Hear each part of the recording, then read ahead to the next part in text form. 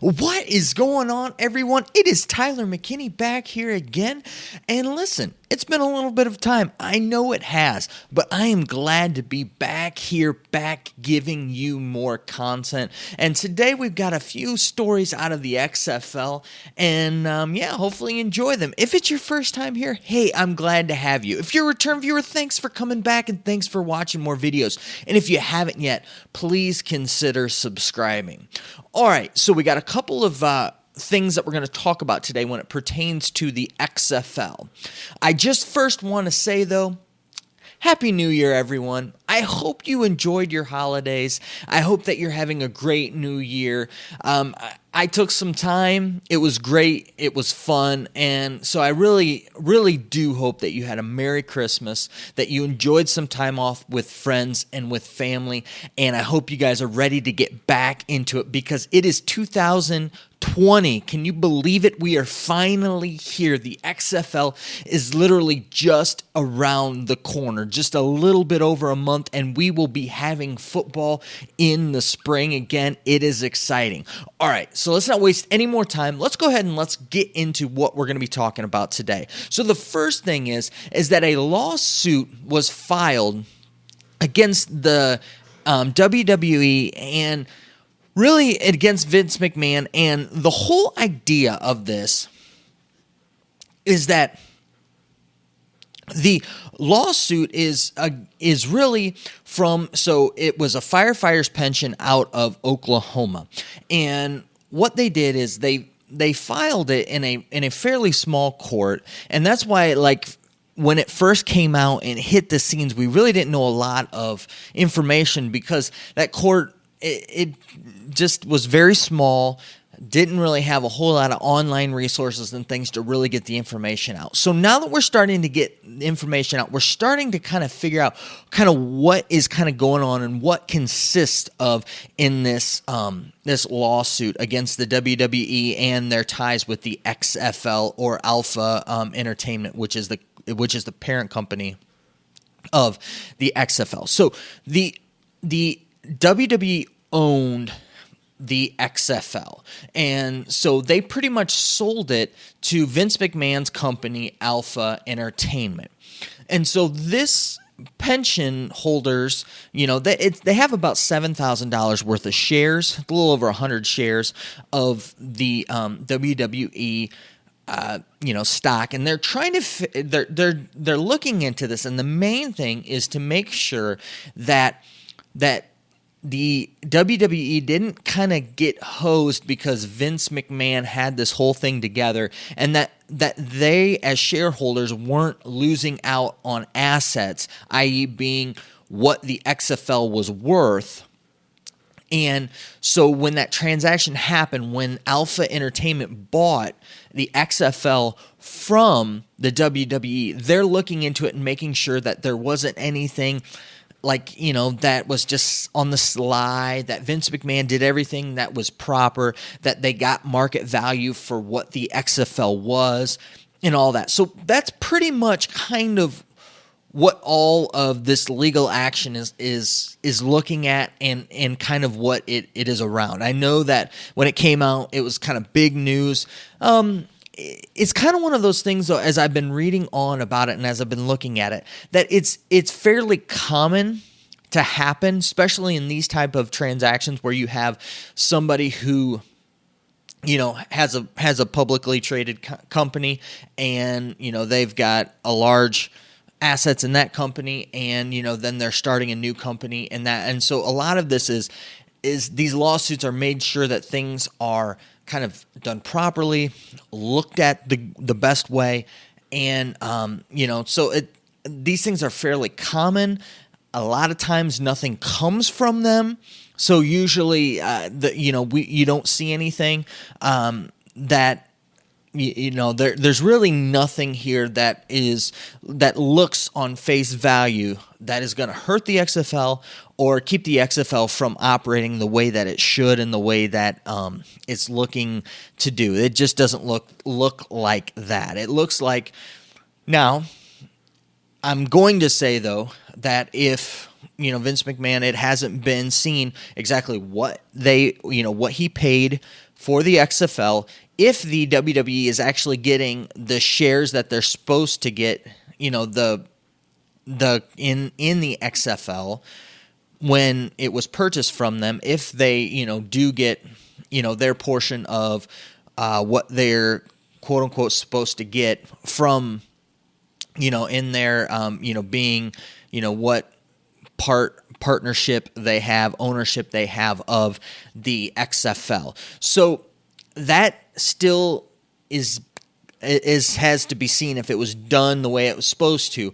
But for all intents and purposes of what we're looking at, it doesn't look like it's going to hold anything up. It doesn't look like it's going to be anything that really we're going to need to worry about, or that it's going to be anything that's going to really turn out to be anything. It was just kind of a shock at first because there was this lawsuit and people couldn't get really information because the small court, it kind of happened later on the week. We had the weekend, and nobody could really get anything online because it was a small court that just, didn't have the resources to really get it out there fairly quickly. So things just kind of escalated, and, stories were written with not a lot of information. And now that we're getting more information, it looks like it's a fairly routine thing that probably won't really materialize into anything. So that's our first story of the day. All right, let's go ahead and let's get to our final story, and it is our story from the thumbnail.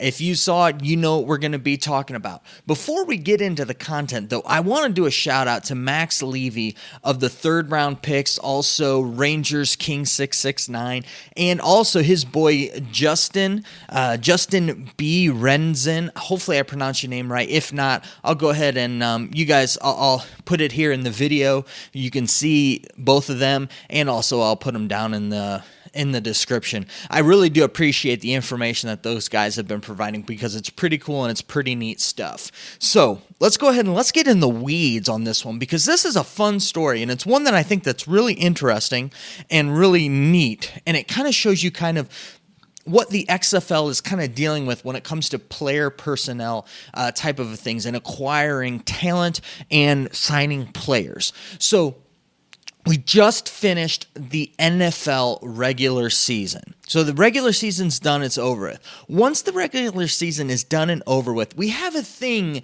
that teams can now sign practice squad guys and unrestricted free agents who aren't on playoff teams. They can sign these players to what they call NFL futures contracts. So if you saw my thumbnail, you know that I put in there that the NFL is blocking the XFL from signing players. Well, what do I mean? Let's go ahead and let's look into what these NFL futures contracts are. So we talked about that they can sign these unrestricted free agents and also the guys who are on who are on the practice squads for the different teams. The guys that are not on the active rosters for the the playoff teams, for the teams that are in the playoffs, those 12 teams, all the rest of the teams can go ahead and they can start signing their these players to these future contracts. So what are we looking at here? All right. With these futures contracts, what they can do is they can either, they can sign them to just a regular normal contract, and then they'll be on contract from that point forward, which is day one when the contract's signed, and then they have to pay for the, pretty much starting there, they have a contract with that player, and then that player is getting paid, and that player is going to be on their active roster. That's a normal contract. This futures contract is a little bit different. With the futures contract, it's kind of like taking those practice squad guys. So what it's doing is it's saying, hey, we want you, so we're going to sign you to a contract, but this contract is not going to take effect until mid-March when the NFL the season resets itself. That's the beginning, the official beginning of the new NFL season. So once the Super Bowl happens, there's that time period between the end of the Super Bowl and then mid-March when the season rolls over to a new season. Once the season rolls over to a new season, then these futures contracts, they go ahead and they take place. we don't really know how much these futures contracts are worth, but what we do know is if a guy's considered a veteran in the league, then they have to sign them to a futures contract for a minimum of what the veteran contract, what a veteran contract would be, and then if they're under the veteran contract, then they can sign them to less than that.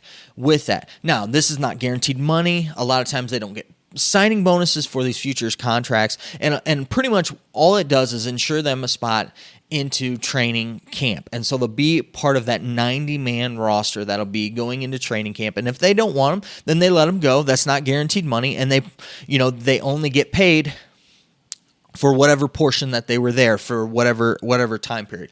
But they do have to sign them to a 1-year deal for the league veteran minimum or the league minimum, depending upon what it is. So they've already gone through and they've already signed up a whole bunch of these players. So all of these guys that we were kind of waiting for, them to get off these practice squads and be eligible for the XFL to sign and to have, these guys are getting gobbled up by all of these teams and all of these NFL teams, and they're signing all of these guys to a lot of futures contracts. Now, there's still a decent amount of guys left out there that were either part of the drafted guys, the guys who were initially drafted, or the guys that were on practice squads that no longer are. There's still a decent amount of them.